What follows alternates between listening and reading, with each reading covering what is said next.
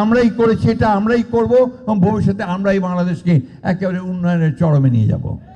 BNP is democracy, BNP is freedom, BNP হচ্ছে উন্নয়ন, development. এই কথা মাথায় রাখবেন। আমি আপনাদের অবদান, আপনাদের যে ভাইরা যারা চলে গেছেন তাদের অবদান, যারা আহত হয়েছেন, পঙ্গু হয়েছে, তাদের অবদান আমরা যেন চিরকাল স্মরণ রাখি। আমার খুব দুঃখ হয় যখন দেখি যে আমাদের আহত ভাইয়েরা তারা বলছে যে আমরা কোনো সহযোগিতা পাচ্ছি না। কই এই সরকার কেন এখন পর্যন্ত তাদের সেই ব্যবস্থা করেনি? আমরা এই যে দেখুন 142 জন ছাত্রদের একটা তালিকা আছে এখানে। আমি জিজ্ঞেস করছিলাম এখন যে এদের নামগুলো এখন পর্যন্ত গেজেটেড হয়েছে কিনা, তারা বললো যে না, হয়নি। তাহলে কার নাম গেজেট করছে? যারা প্রাণ দিয়েছে তাদের নাম যদি গেজেটভুক্ত না হয় তাহলে কার নাম দিয়েছে? বিভিন্নভাবে কাজ করা হচ্ছে, নেতাদের বিরুদ্ধে কথা বলা হচ্ছে। এমনকি আমার নেতা তারেক রহমান সম্পর্কে অশ্লীল অশ্রাব্য ভাষায় কথা বলা হচ্ছে।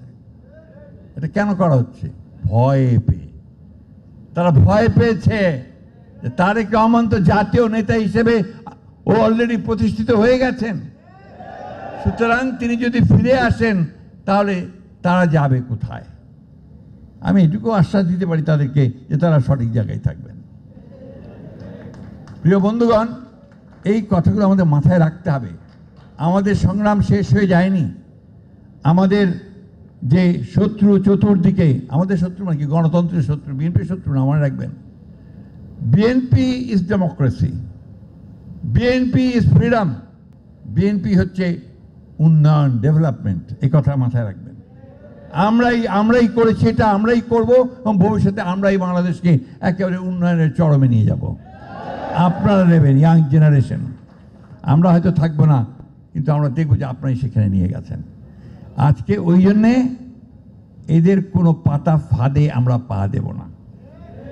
এরা ফাঁদ পাচ্ছে, আমাদেরকে প্রভোগ করছে যে আমরা যেন আমরা ঝাঁপিয়ে পড়ি, প্রতিবাদ করি, কনফ্রন্টেশন করি, এমন একটা অবস্থা তৈরি করি যেন গণতন্ত্রে উত্তরণটা ব্যাহত হয়।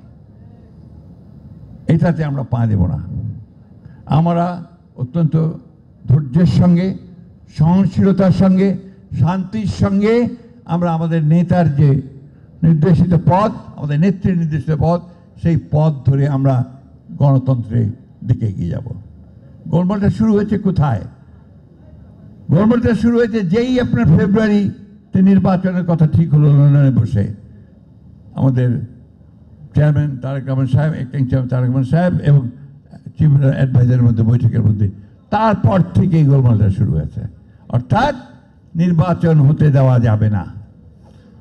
কিন্তু এই দেশের মানুষ তারা বরাবরই সংগ্রাম করেছে, লড়াই করেছে, তারা তাদের যেটা দাবি সে দাবিকে আদায় করে নিয়েছে। এবং এই নির্বাচনও অবশ্যই দেখবেন ওই আপনার ফেব্রুয়ারি মাসের যে ঘোষিত সময়, সেই সময়ের মধ্যে নিশ্চয়ই আপনার অনুষ্ঠিত হবে। আমরা নির্বাচনটাকে বিএনপিকে ক্ষমতায় নেওয়ার জন্য তো চাচ্ছি না। আমরা চাচ্ছি যে বাংলাদেশে একটা গণতান্ত্রিক কাঠামো তৈরি হোক। আমরা চাচ্ছি মানুষ তার প্রতিনিধি নির্বাচিত করুক এবং তার জন্য সংস্কারের প্রতিটি ক্ষেত্রে আমরা কিন্তু প্রায় একমত হয়েছি।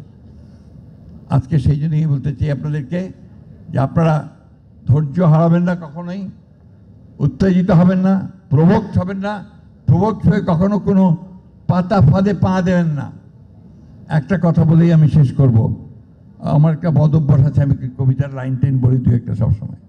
আবারও বলছি, বন্ধু তোমার ছাড়ো উদ্বেগ, সুতীক্ষ্ণ করচিত্ত, বাংলার মাটি দুর্জয় ঘাটি, বুঝে নেই দুর্বৃত্ত। কেউ পারবে না আপনাদেরকে রোধ করতে, কেউ পারবে না।